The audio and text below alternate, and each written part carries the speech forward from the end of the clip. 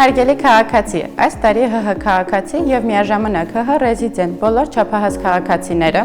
մարտի 2-ից մինչև նոյեմբերի 1-ը ներառյալ պարտավոր են ներկայացնել եկամուտների վերաբերյալ տարեկան հայտարարագիր։ Կարևոր է իմանալ, որ հարկային մարմինը նշված ժամկետում նախալրացնելու է ձեր հայտարարագիրը իր ունեցած տվյալների հիման վրա։ Սակայն եթե դուք ունեք հարկվող կամ չհարկվող այնպիսի եկամուտներ, որոնք նախալրացված չեն լինի հայտարարագրում, ապա դրանք պետք է հայտարարագրեք ինքնուրույն։ Ի դեպ, կառավարության որոշմամբ այս տարի էապես պարզեցվել է հայտարարագրման գործընթացը։ Օրինակ, այս տարի այլևս պարտադիր չէ հայտարարագրել վարկերի գումարները, գործուղման ծախսերի հատուցումները եւ մի շարք այլ չհարկվող եկամուտների տեսակներ։ Սահմանվել են նաեւ շեմեր մինչև 1 միլիոն դրամը ներառյալ միանվագ ստացվող որոշ չհարկվող եկամուտներ եւս կարելի է չհայտարարագրել։ Դրանցից են օրինակ ժառանգությամբ ու նվիրատվությամբ ստացվող եկամուտները, փոխառությունների գումարները,